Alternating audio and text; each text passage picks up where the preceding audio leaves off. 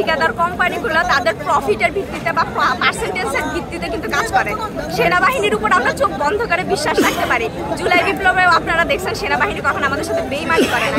সেনাবাহিনী কখনো লাভ বা প্রফিটের জন্য কাজ ডিলে করবে না, বা কোনো প্রজেক্টে যতটুকু বরাদ্দ থাকবে ততটুকু থেকে তারা কখনো টাকা মানে নিজের পকেটে ভরবে না। কিন্তু ঠিকাদার কোম্পানিগুলো কি করে, আমাদের একটা বরাদ্দ দেখায়, তারপর তারা কিছু অংশ নিজের পকেটে ভরে, বাকি অংশ নিজের কাজে লাগায়। তার জন্য কাজের মানটা হয় খুব ন্যূনতম, মানে নিম্নতর মানের কাজ হয়।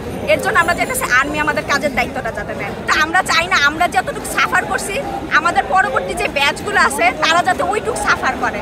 আমরা চাই আমাদের ক্যাম্পাসটা হোক, আমরা যেই সাফারিং করে চলে যাইতেছি জগন্নাথ যাতে নেক্সট ডে তাদের স্টুডেন্টের জন্য ভালো কিছু উপহার দিয়ে যেতে পারে, আমরা এর জন্য কাজ করতেছি। ঠিক আছে, কোনো স্টুডেন্ট যাতে আমাদের মতো এতটা মানে দুর্ভোগ না পোহায়। পুরান ঢাকার এই জগন্নাথের স্বপ্ন নিয়ে আমরা সবাই আসি, কিন্তু এই আবাসন আর থাকা খাওয়ার সংকটের কারণে আমাদের জীবন পুরো দুর্বিষহ হয়ে উঠছে।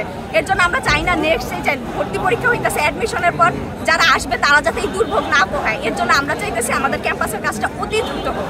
আমরা তো বছরের পর বছর এটা সাফার করতেছি, তাদেরও হয়তো একটু সময় লাগবে, কিন্তু আমরা চাই তারা যাতে আর্মির হাতে হস্তান্তর করে দেয়। ঠিক আছে, আমরা তাদের কথা বিশ্বাস করি, আশ্বস্ত হই, কিন্তু তারা কেন যে ডিলে করতেছে আমি জানি না। ওনারা আশ্বাস দিল আর্মির কাছে পৌঁছাই দিবে, কিন্তু ওনারা কেন এখন ডিলে করতেছে, কেন সময় নিতেছে আমরা জানি না। এর জন্য আমরা এই জবাবটা চাওয়ার জন্য এখানে আসছি, যে তারা জবাব দিক যে কেন এটা ডিলে হইতেছে।